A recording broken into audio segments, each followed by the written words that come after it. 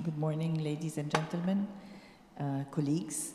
Thank you for being here with us today, and thank you for availing the time to engage in a dialogue and a discussion on a very important subject and topic, which is also creates, it is an important subject because we all feel it.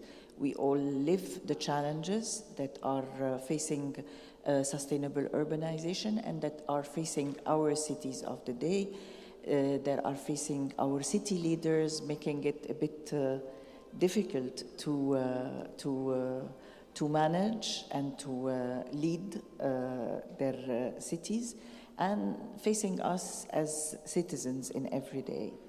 So I will start the session. I don't know if you want to have any introduction, or should I start? Okay, very good. Okay, very good. All right. As I said, the scope of the problem is big, and it is big because we live in an urban world. Currently, we all know that 50% of the world's population live in urban areas. And this number is expected to reach even 70% by the year 2050. And also statistics say that by the year 2050, 70% of the world population will be living in chronic crisis. So in cities that face chronic crises. And these crises are multiple, natural or man-made. So issues that relate to climate change, sea level rise, water crisis, and also that relate to conflicts and other. We have been seeing this often in our cities in the last period. And all these crises do have and leave behind negative effects on our cities and on our life. We see displacements because of climate issues, and we see displacements because of conflict. We also see very bad and negative destruction and damages to our infrastructure. And the last few years and after the pandemic, we had to face the pandemic, everybody globally, with all the negative impact that the pandemic left us to live with. But we had to face, right after it, socioeconomic also problems that arise in the region because of the context that we live and see now, the war that is happening and other, which put more stress and more challenges to our city leaders to face. They need to come up with a solution despite of the crisis that we lived as a pandemic, and despite of the socioeconomic challenges that we live. So they are asked to come up with solutions and alternative solutions to all these challenges that we face, and see how they respond to the needs of their citizens, and how they respond to manage their city in a way that improves its performance and response to the needs of their citizens. We need to support, all of us, our city leaders, to play that role. We cannot, the cost of not doing anything is too high. So we all need to share ideas, share experiences, to enable our city leaders to prevent their cities to fall into crisis, to manage, to plan and manage their cities in a way to improve their resilience and, as I said, improve their capacity to prevention capacity and resilience capacity to respond to the climate changes and the crisis that we live and we face. That is why platforms such as this one, and conferences and dialogues that enable us to share experience, to see what works in cities, what success stories we can have and we can share, and we can transfer knowledge from region to region, city to city, is really important. As I said, to help us plan better, prevent, and manage better. I am honored to have our distinguished panelists.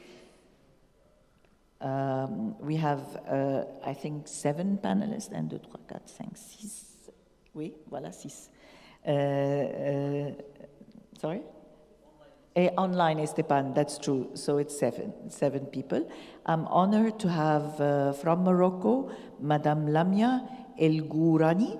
She's the head of the Resilience Territories Foresight Division, which is in the Urban Planning Department, Ministry of Planning, Housing and City Policy. We also have Monsieur Laurent Alfonso, Senior Advisor for Civil Protection, Union for the Mediterranean Secretariat. We have online our colleague, Mr. Esteban Leon, Director of Resilience Hub in Barcelona, UN Habitat. He will be with us and connecting online. We have Ursula Wellman. She's the manager of the Biodiversity and Nature at ICLE, Africa. We also have our colleague Taina. She heads the country office, UN Habitat country office in Lebanon.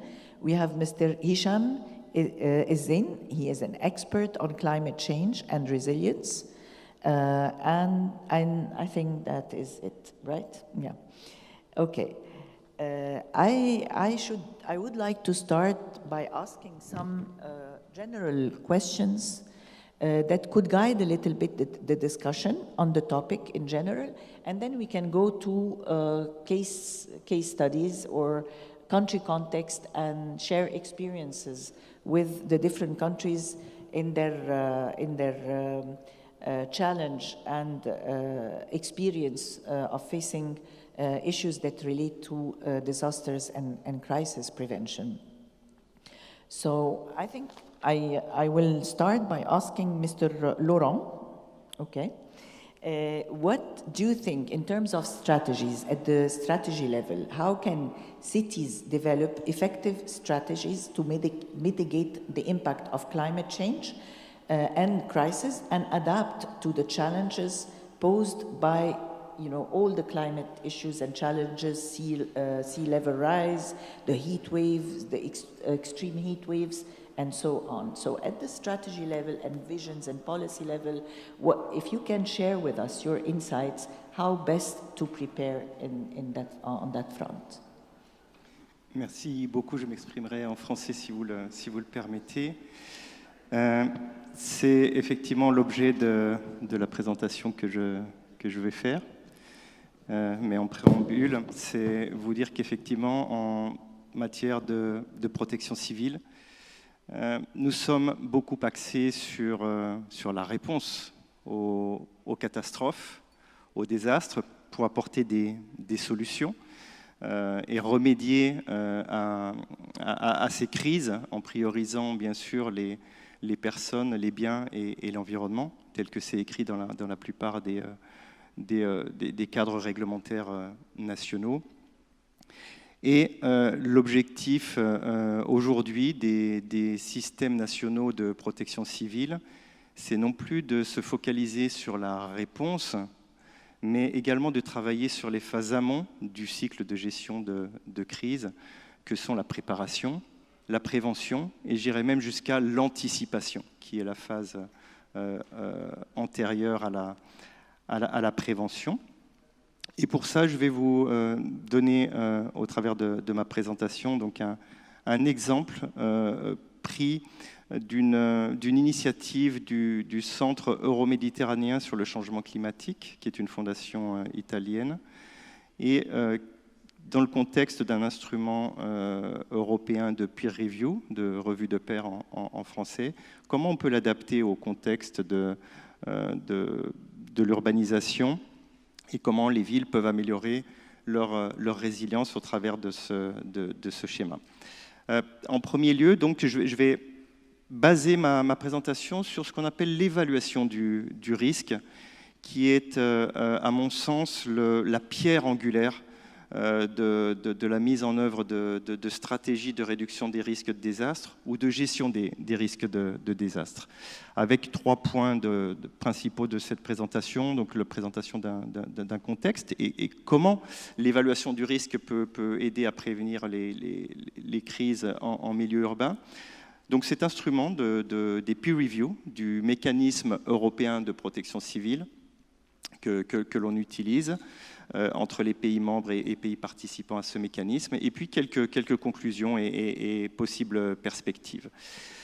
En préambule, donc le contexte, vous le connaissez certainement mieux que moi, mais aujourd'hui, donc 55% de la population mondiale vit en zone urbaine.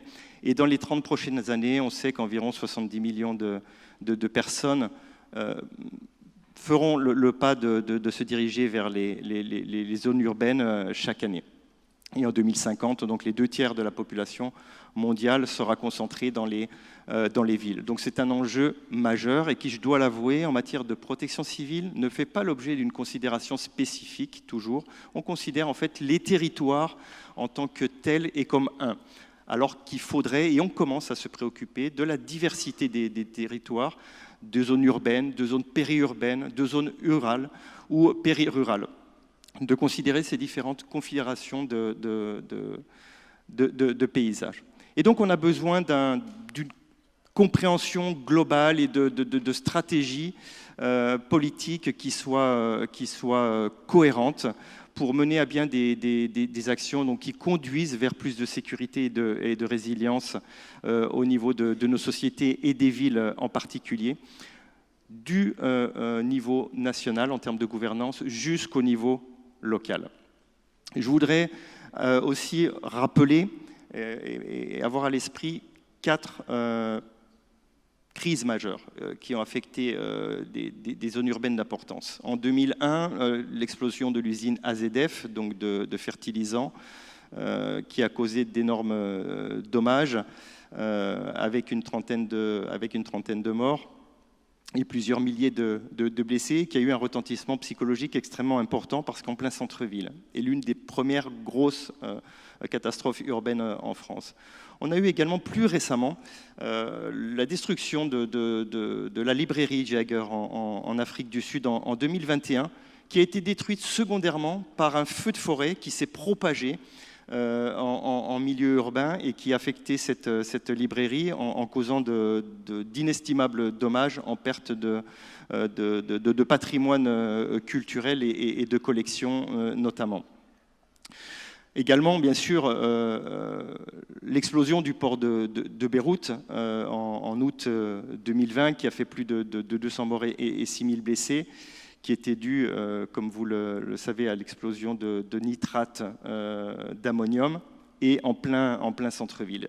Et puis, un peu plus loin, mais pour citer un exemple également de risques naturels très dommageables aux zones urbaines, que sont les inondations, avec en France, à Nîmes, dans le sud de la France, proche de la Méditerranée, des inondations en 1988 qui avaient été particulièrement également dévastatrices en pertes humaines, mais pour tous les exemples que je vous ai cités également, en pertes et en dommages matériels et patrimoniaux, si on reprend l'exemple de l'Afrique du Sud. Donc les villes font face à ce changement climatique que l'on considère en fait en protection civile comme un agrégateur, un catalyseur, un accélérateur en fait de catastrophes, qui modifie pas foncièrement notre organisation en termes de réponse, mais plutôt en termes de fréquence, d'intensité et de simultanéité de ces catastrophes. C'est l'objet de la protection civile. C'est pourquoi on doit se projeter sur les phases amont de la réponse que sont la prévention et la préparation pour mieux anticiper ces possibles catastrophes et n'éviter qu'elles atteignent le niveau que l'on considère de crise, qui est ce niveau disruptif entre les moyens dont on a à notre disposition et les besoins réels pour répondre à l'événement auquel on doit faire face. C'est la définition qu'on a en matière de protection civile. Et donc on se rend compte que les villes, face à ce changement climatique, en fait, ont du mal à se projeter sur le long terme, et celles qui l'ont fait, en fait, donnent des résultats extrêmement positifs en termes d'évaluation justement de ces risques et prendre les dispositions en amont pour réduire ces risques, en atténuer les conséquences et les impacts dans un contexte d'action sur le changement climatique. Vous avez ici à l'esprit ce sur quoi on s'appuie, les trois grands piliers en termes de cadres réglementaires internationaux que sont l'agrément de l'accord de Paris, les objectifs de développement durable, et puis bien sûr le cadre de Sendai, pardon, qui font que l'on travaille à la réduction de la vulnérabilité et qu'on augmente la résilience des sociétés et des villes en particulier. Et vous avez ces 4 phases donc, du cycle de gestion des risques de désastre, et il faut travailler sur la prévention et la préparation pour éviter ou limiter en fait d'avoir à travailler sur les phases donc aval que sont la réponse et bien sûr la reconstruction, le recovery.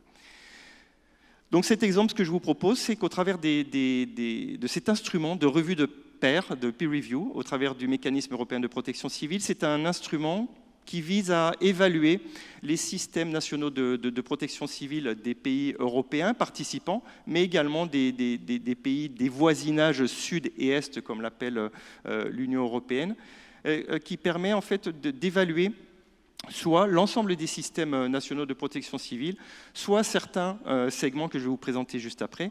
Et initialement prévu pour une approche nationale, on peut bien sûr la décliner au niveau plus local. Et c'est ce qu'a fait le Centre européen euro-méditerranéen sur le changement climatique, qui est un partenaire, un membre de la plateforme régionale de dialogue de l'Union pour la Méditerranée, et qui a mis en application sur 6 villes italiennes. Donc en fait, ce cadre d'évaluation des peer reviews repose sur cette différentes R, qui sont bien sûr le risque d'évaluation, le management planning, les mesures de prévention, les mesures de préparation, les retours d'expérience, les recovery, la gouvernance, qui est un enjeu majeur également, et bien sûr la réponse aux urgences. Et si on fait un focus donc sur l'évaluation des risques, qui est une de ces 7 R qui est explorée dans les revues de pairs, elle est déclinée en 6 différents topics, wedges, que sont l'analyse, l'identification des risques, la communication de risques, l'étude du cadre réglementaire et l'étude des capacités de réponse au regard de l'évaluation du risque. Ceci étant dit, donc, le CMCC a travaillé sur 6 villes européennes et a repris ce cadre donc, pour l'adapter au contexte de villes, en reprenant donc ces 6 points clés que j'ai cités précédemment sans rentrer dans le détail. Et l'a associé à un autre projet donc, de UNDRR qui est le Making Cities Resilient. Et en y associant donc un scorecard qui permet en fait, sur la base du risque, de l'évaluation de ce risque, de pouvoir le mesurer et de pouvoir le lier avec les autres R du cycle de gestion des risques de désastre. Et donc, au travers de ce scorecard, de reprendre l'évaluation du risque et puis de décliner sur des indicateurs qui soient cohérents, qui soient standardisés et qui puissent être applicables à toutes les villes. En conclusion, pour ne pas être trop long, donc ce système et ce cadre d'évaluation des peer reviews du mécanisme européen de protection civile donc a fait ses preuves. Il a encore été mis en œuvre dernièrement en Roumanie et en Moldavie, auxquels j'ai participé. On l'a décliné également spécifiquement sur le risque feu de forêt. On pourrait le décliner prochainement sur le risque d'inondation. C'est un document de référence qui est cohérent et qui permet d'entreprendre et de décliner des plans d'action, qui a une approche holistique et multifactorielle, qui permet d'avoir une base commune de réflexion. Et enfin, donc, c'est un document qui est parfaitement donc, possible de mettre en œuvre sur tous les niveaux de gouvernance, qu'ils soient nationaux, régionaux, sous-régionaux ou locaux, en incluant donc un process permanent d'évaluation et de monitoring. Voilà, donc je vous remercie beaucoup pour votre attention et puis je serai à votre disposition pour la session de questions-réponses. Merci beaucoup.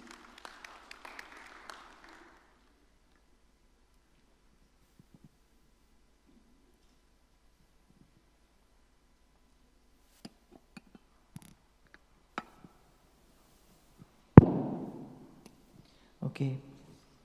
Thank you so much. It was very informative, affirming the importance of formulating strategies and plans. The step one in this approach is the risk assessment, based on which we prepare preparedness plans, prevention plans, and response plans. Very informative. Thank you very much.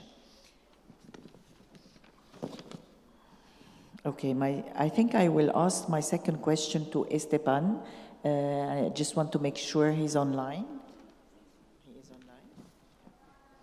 So Esteban, if you can tell us a bit more about early warning systems. What are the main important components and chapters and elements to consider when governments and the stakeholders or counterparts are working on early warning systems?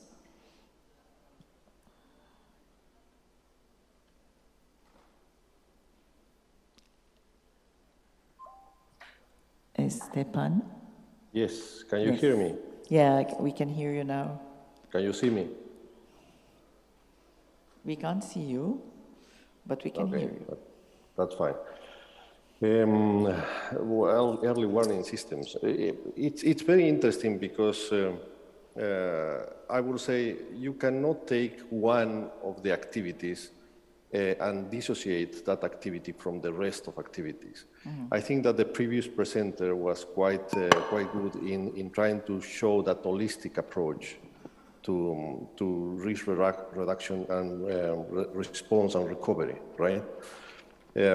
From our point of view in UN Habitat, what we do is we believe that a well-planned and a well-structured city is the best way to respond to any kind of hazard or challenge. That's important to understand because, you know, you cannot take a city and disassociate that city from what, you know, the risks are. That's point number one. Point number two is you have a series, I mean, you can come with some recipes and you have a series of phases like prevention, disaster risk reduction, early warning, response, recovery, reconstruction, rehabilitation. But the reality is that you have separated these into different parts, and a city is not like that. A city is, you know, it's a group of different sectors working all together. It's a systems approach. You have to use a systems approach to that. It's a systems that it's going to solve the problem, not one part. So in UN Habitat, what we did is we developed a methodology which is very much focused on trying to make sure that we see the city as a system of urban elements. You can hardly respond or recover from a crisis situation in a city by focusing only on one sector. And I will say that's the big problem of the humanitarian response at the moment, the architecture of the humanitarian response.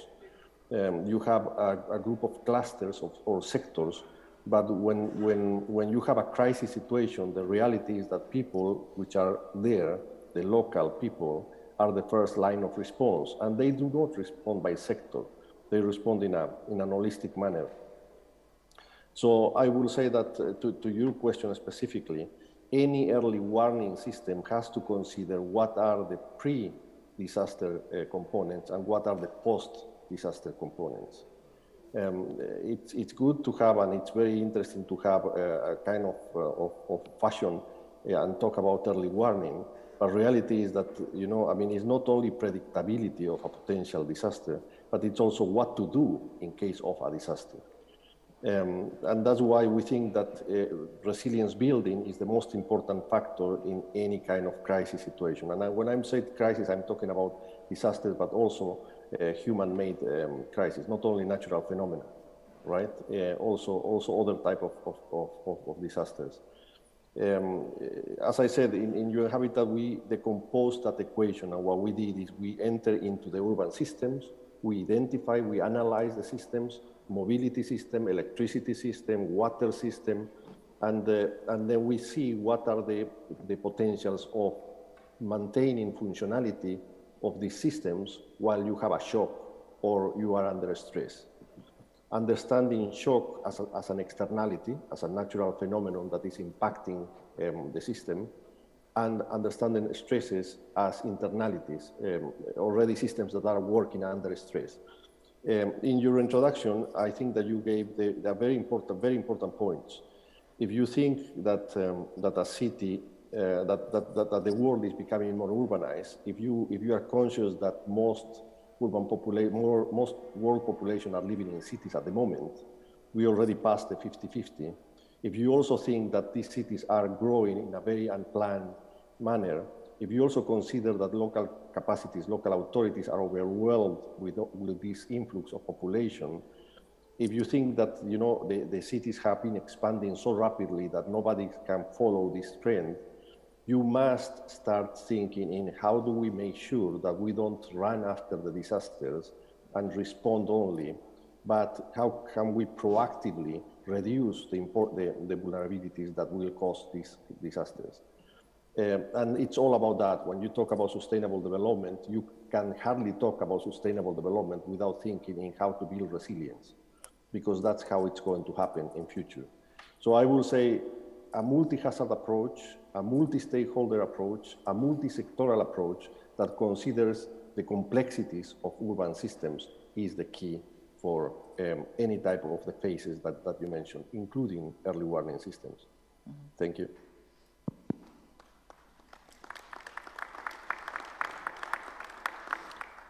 Yeah, thank you very much, Esteban. This was very, very important points and lens that you brought. You know, the holistic approach and the systematic approach. It's a multi-sectoral lens, and the importance of having... Recording in progress. Having in mind from the very beginning, from the planning phases, from the different management phases, the issue at the core of our thinking. Thank you, Esteban. That was quite... helpful.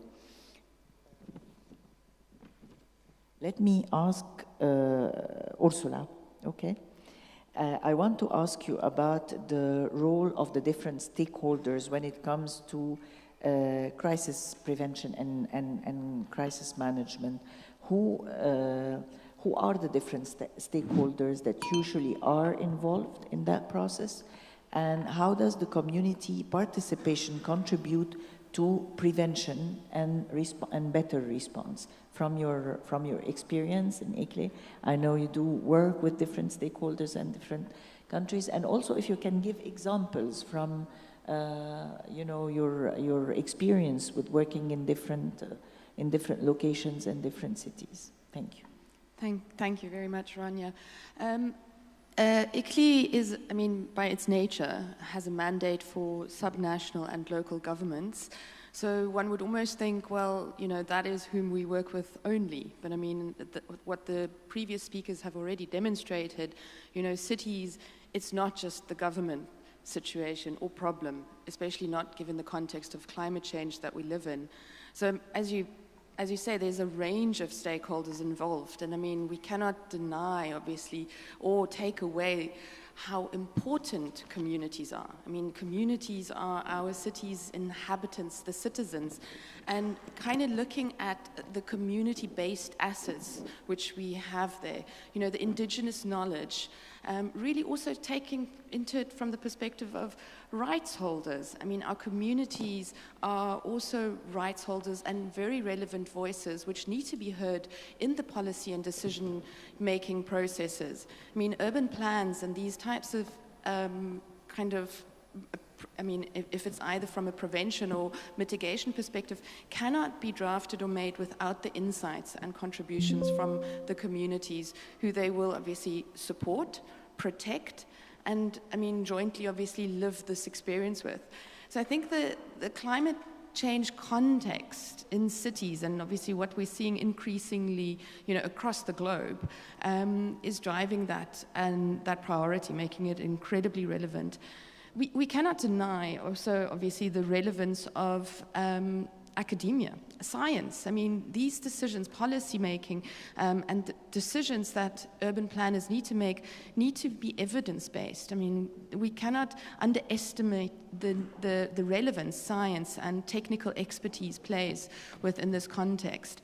You know, what we've seen is really the convergence of, you know, science feeding into this, but the need and pressure policy and decision makers are under to really draft policy quickly. But the reality is, this needs to be implemented in most cases at local scale. So there's a vast responsibility that local and subnational governments hold to implement these, you know, policies to protect its citizens, which in turn also speak to national, you know, NDCs, for example, or maybe the global targets that obviously, you know, we'll seek to decide upon again at the next COP. So I think there's, you know, you cannot really neglect or forget any one of these stakeholders. They all play such a critical part, you know, within this context. And I think what you've asked also, you know, in terms of some of our experiences, we're working in a project in a couple of countries in Africa called Urban Natural Assets. And there we specifically have a human rights-based approach in the most recent resilience delivery of the project. You know, and there we're really seeing the relevance and the understanding coming through with the colleagues in both Ghana and Sierra Leone whom we're working with, you know, to really understand and value nature for and of its own right, but also to understand the space and place nature plays within the context of climate change. I mean, some of the mitigation actions could be nature-based solutions. I mean, like the colleague, like another mayor whom we work with very closely, a mayor in Mozambique, from the Mayor Arroyo from Quelimane, who recently shared with us the impacts that the Cyclone Freddy, I mean, Cyclone Freddy had a devastating impact on the Mozambican coast, specifically in Quelimane, with a tremendous amount of damage of the city. And their mitigation actions, you know, is tapping into nature-based solutions. I mean, planting mangroves, you know, for surge protection. I mean, it doesn't have also just a kind of impact on reducing pollutants in the water. I mean, it's really almost a first response in terms of reducing risk within the context of climate change. And I think there are many such examples, but I mean, that's just to highlight one.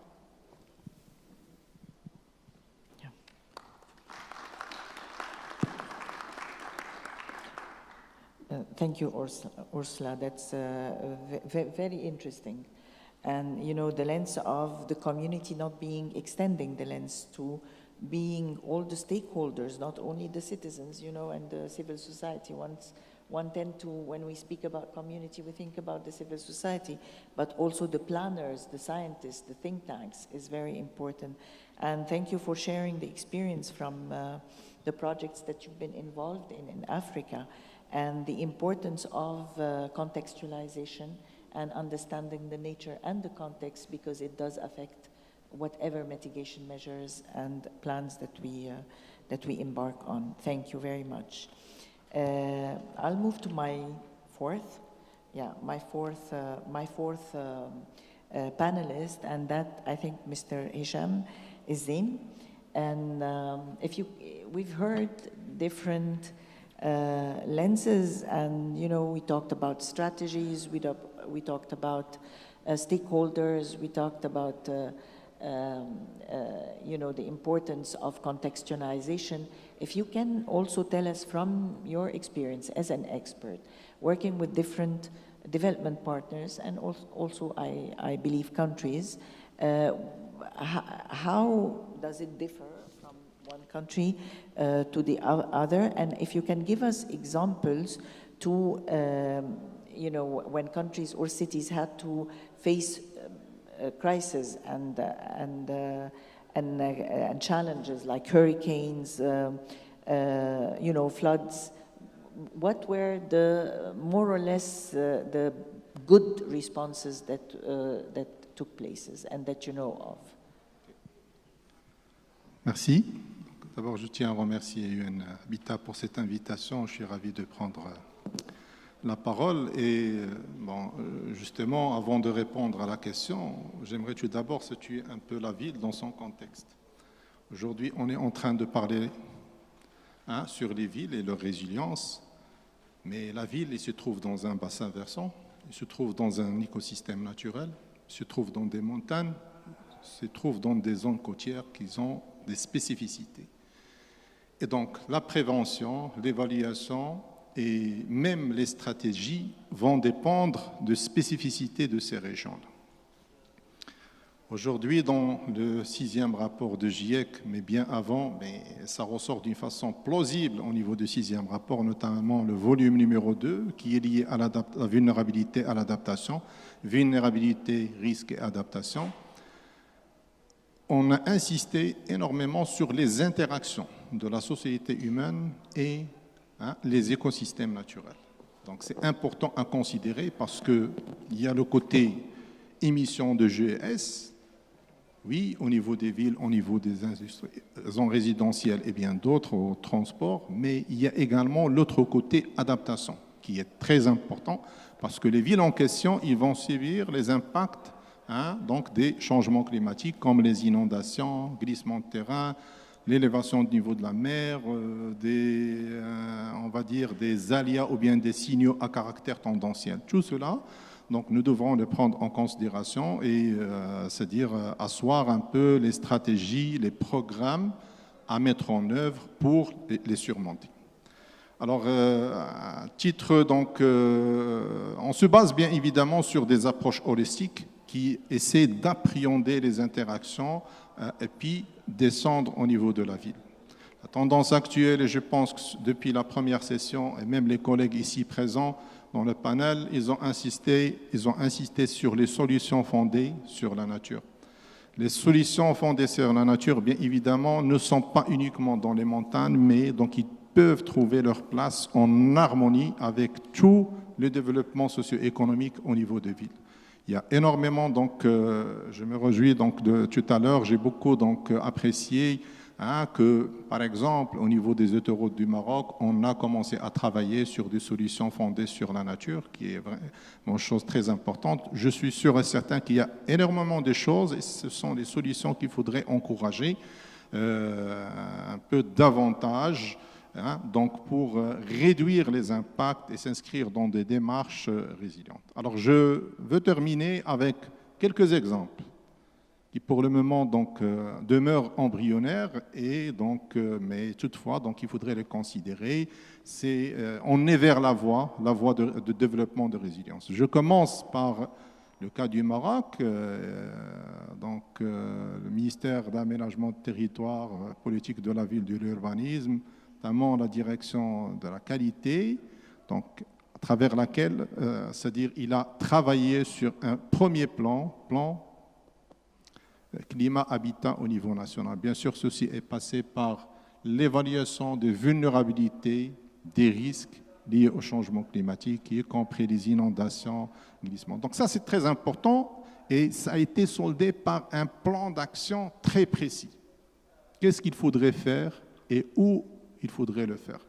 Donc ça, c'est un exemple, mais on n'arrête pas à ce niveau. Je pense qu'avec les collègues du UN Habitat, on est en train de pousser l'exercice davantage pour aller vers donc, les quartiers au niveau donc, des quartiers, au niveau des, donc, de bâtiments, pour renforcer la résilience à cette échelle-là. On a besoin de prendre en considération les différentes échelles, du local précis jusqu'au régional, jusqu'au également le national pour retracer les politiques. Deuxième exemple que j'aimerais également évoquer, donc, dans le même ministère, c'est les cas des cartes d'aptitude à l'urbanisation. Cas d'aptitude à l'urbanisation qui sont en fait élaborés pour planifier, prévenir. Donc, dans un premier lieu, c'était les risques naturels, mais donc, avec des changements mineurs, on peut les prendre en considération, même les aléas climatiques. Et l'idée derrière ces cartes, c'est de planifier le développement urbain, orienter le développement des villes vers des endroits qui sont plus sûrs, et à travers ça, on ne peut que renforcer la résilience au changement climatique. Dernier exemple, et qui n'est pas de moindre importance, c'est les efforts effectués toujours. Donc, j'ai donné des exemples du Maroc, je peux donner donc des exemples d'ailleurs, en matière de renforcement des compétences. Renforcement de compétences, nous avons donc un centre, le 4C Maroc, centre de renforcement de compétences en changement climatique, qui certes, donc il a renforcé les compétences à plusieurs niveaux institutionnels, donc renforcement des compétences des jeunes, les Marocains, mais on travaille également avec les pays frères, voisins, donc africains, pour renforcer leurs capacités en matière donc, d'intégration de l'adaptation et le renforcement de la résilience dans les politiques donc, en usage dans leur pays. Voilà grosso modo, et je vous rends la parole, Madame.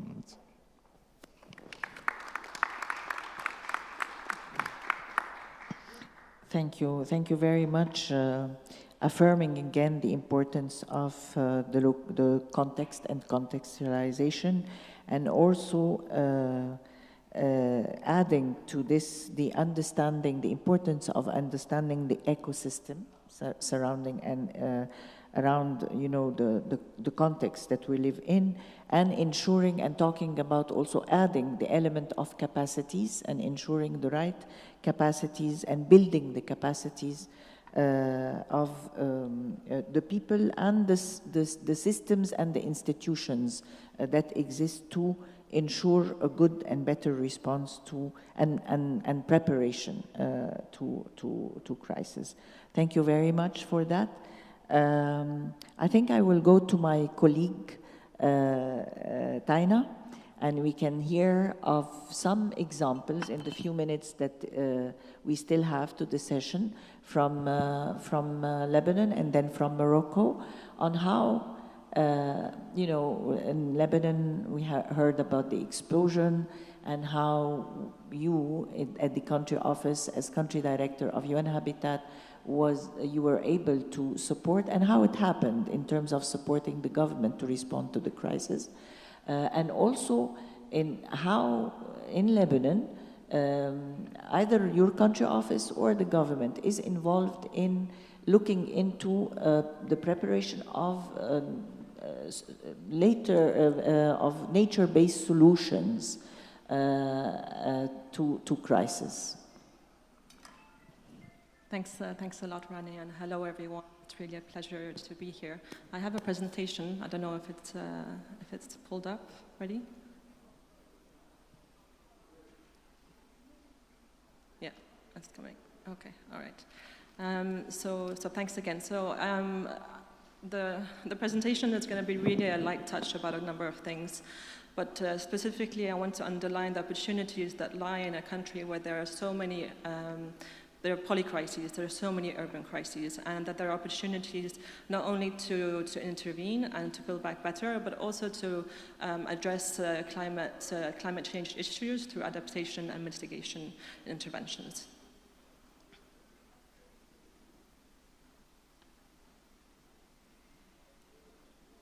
Okay, so I imagine that most of you are a bit familiar with Lebanon, but I just want to contextualize the situation a bit. So I say that the country is a country of urban crises, and it truly is. And this is in the context of a country that has many pre-existing structural weaknesses, shortages, deficiencies, and especially unplanned and poorly governed urbanization. And I say this is very important because in this context, to prevent and respond to crises is even more difficult. Important to note also is that in Lebanon, it's the country with the highest per capita number of displaced persons in the world. So you have 1 out of 4 persons is a displaced person.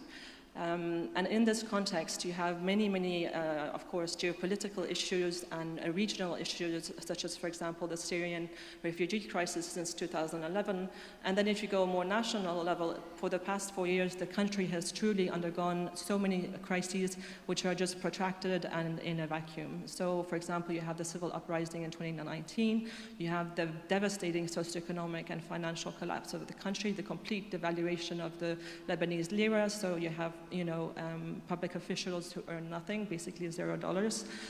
You have the COVID-19 pandemic that we all went through, as well as the Beirut port explosion, and now we have a protracted political vacuum. So we're operating in a country which has very little to support it from the national level, yet at the same time, at the local level, there are opportunities, and there is possibility to address these through different ways. And so basically, it's surprising that you have a country that has moved to a lower middle income country. It's been moved down by the World Bank last year. And so in this context, you have a country with almost 4 million people in need. This is really shocking to think about in the context of Lebanon. So moving on, I mean, Lebanon's climate change situation is very similar to that of the Mediterranean region. You have heightening temperatures, as you can see from the graphs there, from the map there, basically progressively higher temperatures, and you have higher extreme climate events. And it's also important to note that the highest emitters of greenhouse gas emissions in the country are energy and transport. Many of you might know is that the country is almost solely powered by generators, by diesel, because of the absence and complete collapse of the national energy sector. So here I just want to deep dive a little bit, answering Rania's question about the Beirut port explosion and some of the interventions that UN Habitat were able to support with. The text is very small, I hope you can see.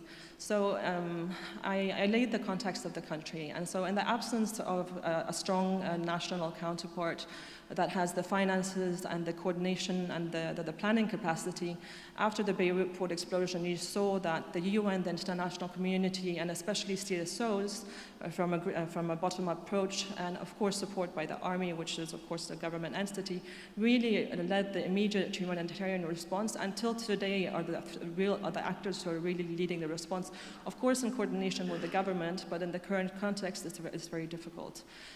Here, Rania, I want to underline and also echo what Esteban was saying in terms of the importance of a multi-sectoral approach.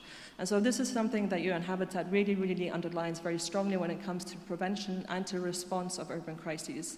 So grounding any response in an area-based approach, so looking at an area from all its complexities and not just one entry point, as well as from a multi-sectoral approach. And so here, together with the international community, the UN, and all the stakeholders, UN Habitat really played an important role to intervene on multiple interventions.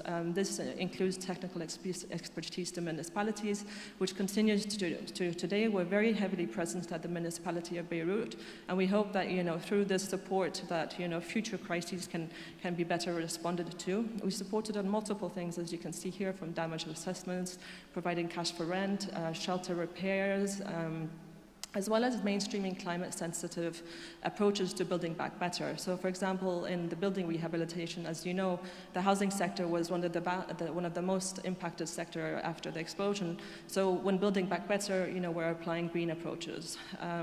And then also from the multi-sectoral perspective, we look at not only the house, but also the surrounding areas, the public spaces, the connectivity, and so on and so forth. And this is all underpinned, or let's say, based in our work from Profiling Beirut. So Profiling Beirut provides us with the evidence base that my colleagues here on the panel were also saying the importance of that evidence base to basically respond to a crisis and also to build back. And this is also where our normative tool and urban recovery framework, which we work on extensively in Syria and in other countries in the Arab states, has been put to good use in the context of Beirut. It's just some photos from the explosion and our work. And as we are at MedCop, I thought it was important to highlight one of our key interventions, which was basically an initiative called Rubble to Mountains. And this is an important initiative because it brought together all stakeholders, from the community-based approach to academics, like my colleague Ursula was saying, as well as the national authorities and other experts in the area. In Lebanon, there is no sustainable construction and demolition waste approach. Basically, the approach is to dump everything in landfills or in the sea. So, after the explosion, there was extensive rubble. And so together with our stakeholders, we were able to collect this rubble, sort it, store it, and go through it in an environmentally sustainable way with multiple objectives, which I won't go through because we are limited on time, but happy to answer more questions because it set the scene. And I think after the devastating earthquake in Turkey, we were also able to share some of our best practices in terms of managing construction and demolition waste. So here, I won't go through the slides, sorry, there's a lot of words, but here my point is basically in terms of climate change mitigation and adaptation, and the efforts by Lebanese cities, even in the context of a country which is really not functioning that well, and the absence of national capacities, as well as in the context of having no salaries, having absolutely very limited means to engage. Yet the local authorities in Lebanon are engaging very strongly in the fight against climate change, and UN Habitat is working very closely with a number of municipalities and local communities to apply adaptation measures through water resilient solutions. I won't go into detail, but I'm very happy to go into to answer questions afterwards, as well as applying nature-based solutions. We mentioned this several times today, and I think nature-based solutions are really a brilliant way to engage communities and also use the existing, let's say, ecosystem around us to adapt to or mitigate climate change. And here are just two more examples in terms of the work we're doing on marine litter along all the coastal line of Lebanon, working with the 13 unions of municipalities. And again, here I want to underline the importance of engaging and supporting local authorities to basically ensure a bottom-up approach, yet while of course working closely at the national level to make sure that we're following strategies and national level visions. So just the last point here before I summarize some lessons learned. As I mentioned before, the national energy sector completely collapsed a couple years ago. And so this made an important opportunity for solarization. And so you have a major solarization boom in Lebanon. Even if it's kind of haphazard and not regulated, it shows that in a crisis, there is an opportunity and that we can, grasp it. So if I may, Rania, just to summarize some lessons learned. In terms of urban crisis prevention and response, the power of civil society should not be underestimated in the absence of national capacities to respond to crises. These should be supported, recognized, and strengthened. And I think that even if it sounds cliche, there's always an opportunity to build back better and greener, and we've applied this in the context of Beirut. Yet an important thing to consider is that in the absence of strong national capacities, there is often a tendency for the humanitarian development and CSO community to step into the functions of the state. And this is dangerous, so it's a balancing act that we have to keep. And then finally, in terms of climate change adaptation and mitigation, our lessons learned is really to engage at the local level with local authorities. They need to be engaged and they need to lead. And then finally, in terms of the mass solarization, I was really interested to find out that in the context of the failing energy sector, Lebanon is surpassing its nationally determined contributions in terms of offsetting greenhouse gas emissions because of the massive solarization boom in the country. So thank you.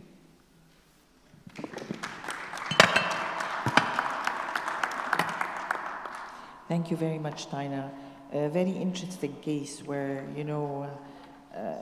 a country that faced in the last period a number of crises and how, despite the non-existent or the weak existence of a national government, yet they were a community, the community and the importance of the rural community in partnership with the local leaders led the response and cooperated with the development partners to respond effectively to such a disaster like the blast that happened.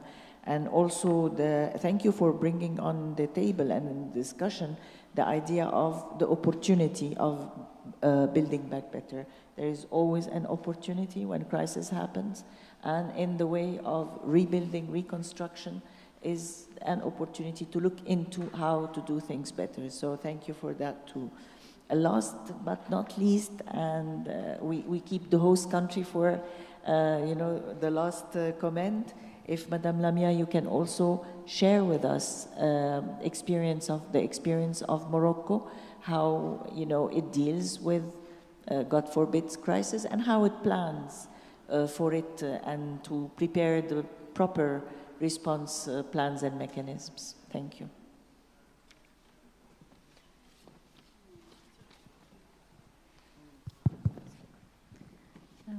Salam alaikum. Bismillahirrahmanirrahim. Je vous remercie infiniment. C'est un honneur pour moi de siéger parmi vous, parmi un panel d'experts de très haut niveau. Comme l'a dit M. Zine, notre expert, avant de répondre directement à la question, je préfère recontextualiser et faire un rappel du contexte du Maroc avant de passer à l'expérience marocaine, surtout en matière d'urbanisme, de planification. Comme tout le monde le sait, nous assistons aujourd'hui à un phénomène d'urbanisation auquel le Maroc ne fait pas exception, une urbanisation effrénée, inéluctable. Et je préfère rappeler des chiffres. En près d'un siècle, le taux d'urbanisation au Maroc est passé de moins de 10% à plus de 75%, dépassera probablement les 73% d'ici 2050. Une dynamique qui a permis d'atteindre un PIB dont 75% est produit au niveau des villes marocaines, drainant 70% des investissements globaux, 80% d'activités productives, industrie et services, 75% des opportunités d'emploi et 80% de recettes fiscales totales. En parallèle, cette urbanisation a été accompagnée par l'émergence d'une nouvelle configuration de la trame urbaine, avec de nouveaux corridors de développement euro-méditerranéen, de développement transafricain et transmaghrébin, et de nouvelles strates urbaines, notamment les métropoles et leurs zones d'influence fonctionnelle, des villes intermédiaires, des petites villes et des centres ruraux émergents. Une urbanisation également accompagnée par un phénomène de littoralisation manifesté à travers une frange littorale accueillant 70% de population et concentrant 90% de l'investissement dans principalement l'activité industrielle. Tout ceci pour dire que c'est un contexte de transition urbaine à multiples facettes qui nous interpelle quant aux pressions intenses exercées sur les ressources. Des ressources par les populations, par les activités, et dire également que les grandes consommations, les villes marocaines constituent des grandes consommations d'énergie, émettrices de gaz à effet de serre, des espaces vulnérables aux effets de changement climatique, vulnérables par leur voracité en énergie, en ressources, vulnérables par la concentration des populations et des activités, vulnérables par l'interdépendance des risques naturels et des risques technologiques, vulnérables par justement des morphologies, des structures morphologiques, des modes d'occupation du sol et d'aménagement urbain, et tout un tas de vulnérabilités, d'où le pari urbain. Justement, un pari urbain qui impose de s'orienter incontestablement et inéluctablement vers un urbanisme durable et résilient, aussi bien en termes de planification qu'en termes de mise en œuvre. Il faut relever le défi majeur auquel nos villes sont confrontées, notamment en matière de lutte contre les changements climatiques, en impulsant une transition urbaine verte. Une transition qui passe d'abord par un aménagement urbain sur mesure, qui permet de restructurer et revisiter les territoires urbains, et passe par une planification renouvelée, innovante, qui assure une optimisation de l'existant, bien entendu, une bonne gestion foncière, préservation des sites vitaux, l'anticipation des risques et une réinvention des formes, promotion de la densification intelligente et de l'efficacité énergétique.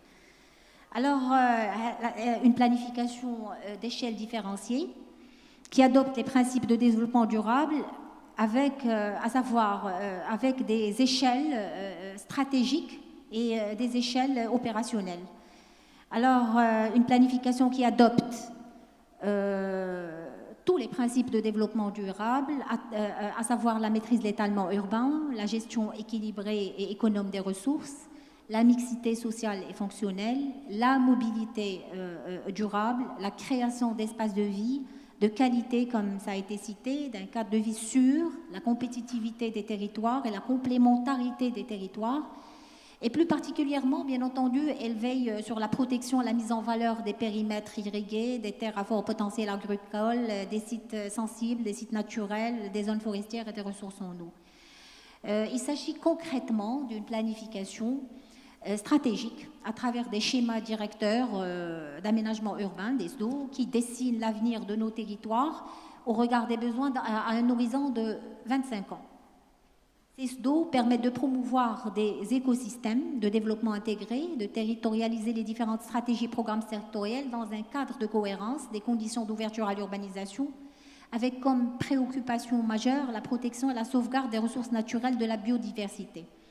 Donc aujourd'hui, on a 30 SDO qui couvrent le territoire national dans une optique de réussir une transition urbaine verte et permettre un développement de la protection des milieux sensibles, notamment le littoral. Également, il y a l'échelle de la planification opérationnelle qui, elle est réglementée sur 10 ans et qui s'appuie sur une nouvelle génération de règlements 2.0, une réglementation justement qui fait évoluer les outils de planification urbaine classique d'une logique de régulation vers une logique d'incitation, en mettant en exergue tous les principes d'urbanisme durable dans leur relation avec la lutte contre les changements climatiques. Alors, ce qui est important à retenir, c'est que cette planification, elle est innovante, elle est renouvelée en favorisant une densité intelligente et efficiente et les formes urbaines innovantes comme alternative à l'étalement urbain, organise les déplacements dans leurs articulations avec les développements urbains comme levier important d'optimisation des distances, effectivement, d'économie d'énergie et de lutte contre le changement climatique, et il est axé surtout sur de nouveaux indicateurs de durabilité et de résilience, portant notamment sur le coefficient de perméabilité des sols, le ratio d'espace vert par habitant, le ratio de mixité fonctionnelle, l'intégration des techniques de gestion des eaux pluviales ainsi que la performance énergétique. Donc, une planification, comme l'a dit M. Zine, préventive par excellence. Et c'est une expérience pionnière en Maroc à travers la généralisation de la couverture de l'ensemble du territoire par des cartes d'aptitude à l'urbanisation, des cartes d'anticipation qui sont la couche zéro pour une planification résiliente, des cartes multirisques qui traitent de 4 aléas, notamment les aléas qui touchent directement le changement climatique, et une assise référentielle prospective pour notre planification à toutes les échelles, multi-échelles et multi-risques, et un outil d'aide à la décision effectivement pour éclairer les différents planificateurs et décideurs. Je ne raterai pas l'occasion, étant donné que le ministère de l'Intérieur n'est pas présent entre nous, pour dire que ces cartes, elles s'inscrivent dans un cadre d'une politique avérée de prévention de risques qui est en phase avec justement tous les engagements à l'international, une politique qui s'appuie sur un écosystème très puissant avec tout un système, une stratégie nationale de la gestion des risques qui est dédiée, qui est chapeautée par le ministère de l'Intérieur, avec laquelle on travaille en tant que ministère clé, avec un fonds de lutte contre les catastrophes naturelles qui est dédié pour encourager et cofinancer tous les projets structurels et non structurels en faveur de la prévention des risques, avec la mise en place d'un organe de gouvernance de risque dédié en tant que Chief Risk Officer qui orchestre l'ensemble des actions, avec un cadre d'évaluation, la mise en place d'un cadre d'évaluation, et c'est très important, du cadre réglementaire marocain, du bâti jusqu'à la planification, avec encore un fonds de solidarité pour l'indemnisation en cas de catastrophe naturelle qui vient d'être mis en place. Et pour dire que c'est tout un système qui s'apprête pour la prévention de risques. Donc, paradoxalement, et pour conclure, cette vulnérabilité urbaine face aux enjeux du changement climatique nous offre une nouvelle occasion de repenser notre planification, de repenser notre aménagement urbain, de repenser l'urbanisme. Nous sommes appelés à se mobiliser tous à la fois sur le plan de la connaissance, sur le plan de la prévention, sur le plan de l'action pour réduire justement la vulnérabilité de nos territoires face aux impacts de changement climatique à travers des mesures d'anticipation et surtout d'adaptation, comme l'a dit Monsieur Zine, d'améliorer pour améliorer et renforcer la résilience de nos territoires. Je vous remercie.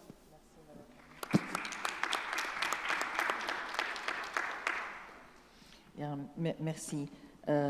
Thank you very much for very rich elements and points shared here on stressing on the importance of a preparedness process that is based on multi-sectorial and multi-level planning, strategic planning that takes into consideration and that prioritizes green approaches and innovation and participation throughout the process. Thank you very much. I know we're running out of time, but we have an opportunity to link with a roundtable in Rabat, roundtable on historic cities and resilience, responding to climate issues, right? They have their discussion now and they have finished their discussion and they would like to link with us to share the recommendations of the roundtable discussion. So we thought it is an opportunity to hear from them. So we give 5 minutes before a closure to our colleagues to share with us the recommendations of the roundtable discussion. Thank you very much. Yeah, thank you everyone. So first I want to thank all the panelists. The session was incredibly enriching, featuring representative panels. So we have all regions of the Mediterranean Sea represented. We have North, South, and also East. It is also worth mentioning that the panel was gender balanced, and I think that's very important to highlight, so that we ensure having diverse perspectives. So each panelist brought a unique perspective, from working with governments, city networks, communities, and also experts, and that was very insightful. But everyone had one word, which is the urgency. It is urgent, mainly in a Mediterranean urban context, that we work together, stop working in silos and get together. Yeah, and that's very important, and that's what we saw today. So I just want to go quickly over some key points. Yes? To the roundtable? Of course, yeah. And we'd love. with your, Perfect.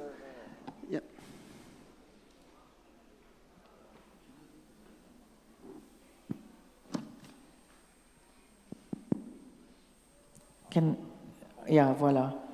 Can we have colleagues from the roundtable share the recommendations with us? Bonjour, vous arrivez à nous entendre? Oui, oui, très bien. Merci beaucoup. Merci. Alors, merci de nous avoir accueillis. Donc, on vous parle depuis le siège de la Fondation pour la sauvegarde du patrimoine culturel de Rabat, qui est présidée par Son Altesse Royale, la princesse Lalla Hasna, et qui met en place donc les programmes des ateliers de la Fondation pour fédérer tous les acteurs et parties prenantes du patrimoine culturel autour de sujets. Nous avons été réunis aujourd'hui autour de la thématique les centres historiques face au changement climatique, car il y a lieu de rappeler que le changement climatique est désormais l'une des principales menaces auxquelles est confronté le patrimoine culturel urbain, architectural, paysager, archéologique, qui se trouve parfois fragilisé par les habitudes urbaines et le développement des activités humaines qui menacent leur résilience et mettent en péril certaines de leurs attributs. Alors, lors de notre table ronde, plusieurs experts nationaux et internationaux ont partagé donc, un état des lieux et aussi leur expertise et leur point de vue sur le sujet. Et nous souhaitons partager avec vous un ensemble de recommandations. Mais avant ça, je souhaite juste rappeler que les centres historiques sont l'exemple éminent d'une osmose de l'action de l'homme avec la nature, respectant ainsi le génie des lieux par leur tracé, le choix des matériaux, le respect des prospects et orientations. D'où l'intérêt de les conserver, de les protéger contre les menaces quotidiennes relatives au changement climatique. Donc, la réunion a mis en lumière la richesse de l'héritage culturel dans l'établissement des centres historiques et leur fragilité face aux nouveaux défis climatiques et les risques que cela engendre sur l'état de leur conservation. Alors, les principales recommandations qui ont été partagées par les experts: le patrimoine culturel est menacé par les changements climatiques. En même temps, il propose des solutions à la crise climatique et des moyens d'adaptation et d'adaptabilité durable avec le milieu. La menace des changements climatiques sur le patrimoine culturel doit être prise en compte efficacement dans les lois et politiques de gestion et de planification des territoires. Il y a lieu de fédérer les différents acteurs et les parties prenantes dans les domaines de la culture et le changement climatique pour travailler sur des stratégies communes et multisectorielles, sensibiliser, éduquer et communiquer sur l'importance de la préservation du patrimoine culturel en restaurant les savoir-faire accumulés de l'homme liés à son territoire. Nous avons d'ailleurs beaucoup insisté sur le principe du contexte. Développer des programmes de recherche spécialisés pour implémenter des stratégies et des feuilles de route efficaces, adaptées à tous les territoires et à tous les contextes. Les sciences du climat doivent s'aligner avec le patrimoine culturel et prendre compte des conditions d'adaptation de ce dernier face au changement climatique. Il existe aussi un réel besoin pour promouvoir les Open Access Tools, les outils d'accès ouverts, pour mieux approcher l'impact de vulnérabilité du patrimoine culturel, le monitoring de l'impact et les efforts d'adaptation. Et d'ailleurs, dans cela, on cite la digitalisation du patrimoine comme un moyen très efficace. Renforcer les capacités par des formations qui ne visent pas seulement les professionnels du patrimoine ou seulement les professionnels du climat, mais des formations ensemble qui les réunissent, et aussi la société civile, les communautés et la jeunesse. Engager les communautés locales des populations dans les stratégies nationales et régionales, comme elles sont dans ces territoires-là et savent mieux et connaissent mieux justement le besoin de chaque territoire. La transmission des savoir-faire traditionnels dans le contrôle du milieu et remettre en question les techniques contemporaines d'isolation et d'adaptation des anciens bâtiments. Sensibiliser dans les secteurs de l'art et de la culture à l'impact des changements climatiques sur l'homme, l'urbanisme, l'architecture et la nature. L'utilisation des matériaux et des techniques et savoir-faire traditionnels dans la restauration, le maintien et l'adaptation du patrimoine culturel à la crise climatique. Inventorier et enregistrer les savoir-faire traditionnels dans la gestion des ressources naturelles et à aligner la réglementation à l'usage des matériaux. C'était les recommandations que nous avons tirées de la réunion d'experts. Nous allons aussi partager donc les actes de cette table ronde sur le site web de la Fondation www.fspcrabat.ma. Merci beaucoup. Thank you. Thank you so very much, and really congratulations to the great work and effort done by the group and by Her Royal Highness, and her personal involvement in issues that relate to climate change and resilience. Thank you really very much for sharing the recommendations with us. It was such an opportunity we could not miss. I'm really sorry, Ayman, we had to cut you off, but it was an opportunity to relate and listen to the recommendations of the roundtable discussion. And please, if you can share with us your the highlights and the takeaways from the session. Yes. No, of course, I mean, that was very insightful, because there's no need to remember that the Mediterranean region has a long history and a long and very extensive local know-how in terms of buildings, in terms of climate adaptation, and so on. So yeah, that was very interesting. Also to know and remember the role of culture in addressing climate change. So yeah, so to go back to all the key points, yeah, we just remembered that there's an urgency, but there's also a need to not work in silos, because everyone has to offer a unique perspective, and this is what we saw today, starting from Laurent's intervention. And you remember that the objective is not to focus on just answering the crisis, but maybe focus more on the upstream, meaning working on the preparation, prevention, and even the anticipation of crises. So yeah, and that allows us to limit the work on downstream, meaning the action like response and reconstruction. Yeah, so cities with vulnerabilities assessment are more likely to have an efficient response and better deal with the aftermath than the ones that has not looked downstreams. So also there's a need for comprehensive urban risk assessment, measuring different approaches, and that what we saw. And that has been presented in the instrument developed by the Union for Mediterranean, so the PRAF, the Peer Review Assessment Framework, that has a holistic approach and that can both align for national and local and answer different contexts. And then we move on to a very, very insightful intervention by Esteban from Barcelona, working with UN Habitat about early warming systems. And something that we learned is that the city is not one block, but it's mainly a group of different sectors working together, and therefore there is a need for a systemic approach.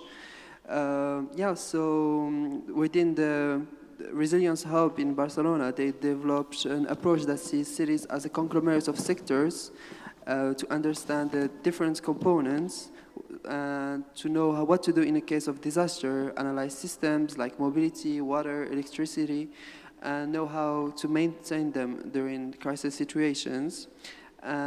Also, he remembered us that there is a need to understand shock as an externality and systems as internality, and therefore react proactively. And the last thing was the need to include a multi-stakeholder and multi-system approach that understand the complexity of the city. And then we moved on to Ursula, that are working for a network of cities and sharing the experiences of all over Africa on how to deal with urban crisis response. So the question was, what is the role of all the stakeholders working in city? Because it is not just the governments, but also a range of stakeholders. And the main takeaway, I think, is that the role of communities that plays a big role in the city governments and answers to climate change, but also the science and academia for their technical expertise. Yeah, so yeah, we talked about the urban natural projects that has a very interesting area that focuses on, which is a human rights approach. The need to go and talk with the communities and make them part of the decision making, and also include them in the urban planning. Yeah, and then the last point was tapping into the urban natural-based solutions, and that's something that was mentioned a lot during all the session.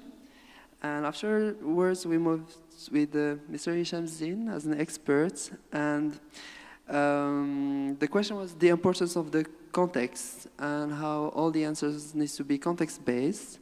So we talked about the fact that cities are situated in a specific geographical context, and therefore all the answers have to be inherently spatial, taking into account all the specificities that surround cities.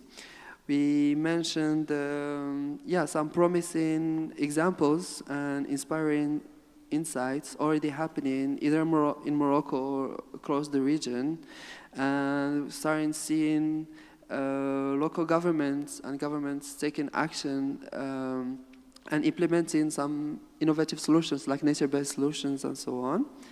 And then we moved to a very specific context, which is Lebanon. So as Tanya said, it's a poly-crisis context that has successive and multiple urban crises in the case of Beirut. Some are structural, but some are more linked to the context, so could be economically, institutionally, also sometimes geopolitically, and that's what we saw. So the answer to this very complex context was putting forward an area-based approach, multi-sectoral approach, as we talked about, involving the local communities and bringing together all the kind of expertise. Tanya shared with us the extensive work that they're doing in the country, but also in the region, and how important to also work together and share those experiences for other contexts, like mentioned. And then finally, we moved to our host country with Lamia, talking about the context of Morocco, which is mainly the same in the region, which is more focused on the urgency of climate change, but also a dynamic of urbanization. So what was mentioned is the need for innovative approaches, anticipate risk, work on differential scale planning. And then we mentioned briefly what's been done in Morocco in terms of development different maps that helps with effective risk prevention. So to summarize, the main outcomes and takeaways of the session is that the session highlighted the urgent need for collaborative action in addressing climate change. Answer to crises that are occurring in our Mediterranean cities. The panelists emphasized on the importance of breaking silos and working together to improve resilience and efficiency in crisis response. Key strategies included as in prevention, preparation, and comprehensive risk assessments. We also mentioned the early warning systems, engaging with stakeholders, including nature-based solutions as an innovative approach in our cities. And then, opening to other stakeholders, emphasizing on the role of communities, academia, and also the context-specific responses since we're in the Mediterranean, since there is different contexts. And overall, the webinar mainly emphasized on the role of cities as a place where the climate crisis battles is fought. So it's going to be either won or lost in cities. Thank you. Thank you very much. Thank you. That was an excellent summary and providing the highlights and the takeaway from the session, from this rich dialogue. I really would like to thank the panel for their, thank you very much for sharing your experience or insights. It was quite a substantive and rich dialogue. We appreciate and thank you very much. And not unless we have one or two maximum questions that are very pressing, we will have to close the session. Okay, go ahead.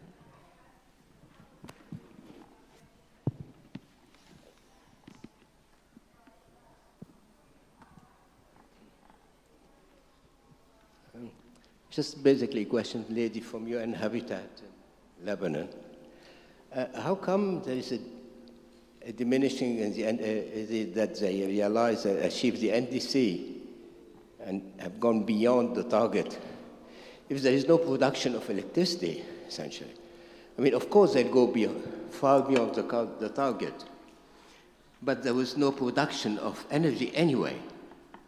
So by saying something like this, it's very luring, in a sense.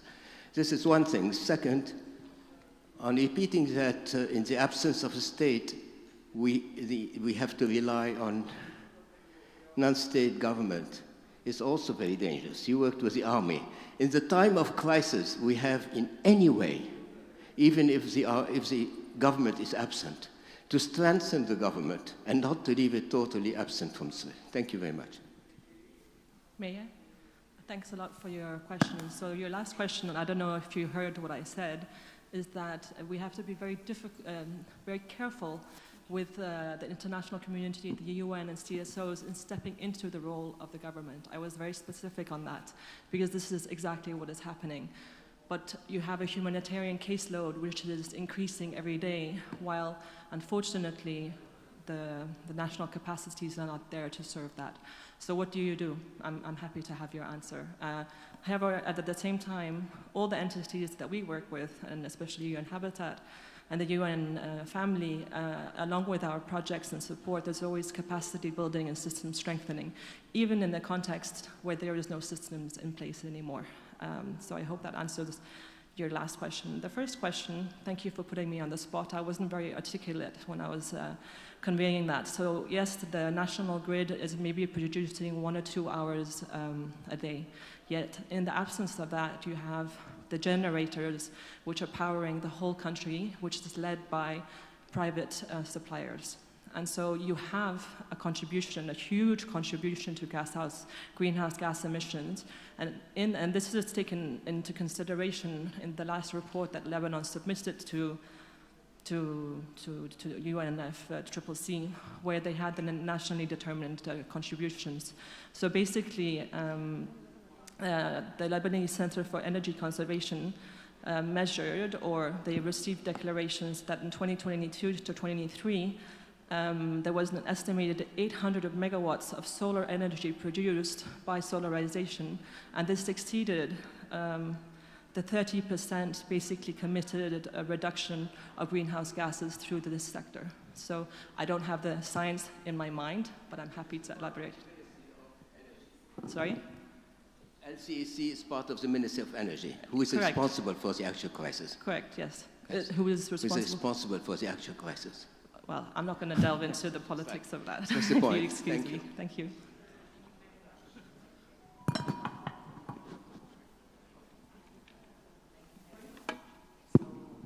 Maybe we will have to close the session.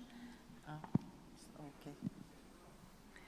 Thank you very much, and thank you, Taina, for your answer and for, of course, stressing upon the idea of the importance of strengthening local and national governments at time of crisis. We never work in the UN and in the development partners world without the government being there as a main stakeholder, but sometimes you find yourself in a crisis situation and you have to act. And in parallel with the discussions with the government, central or local, definitely, and cooperation to put back a system that is good in place, that is capable to respond. Sometimes you do find, and it happens everywhere, not only in Beirut. I can cite 10, 20 examples all over the world where we had to step in. So thank you very much for the session, and thank you for the substantive dialogue. We appreciate it, and looking forward to more and more dialogue and engagement in the coming sessions. Thank you very much.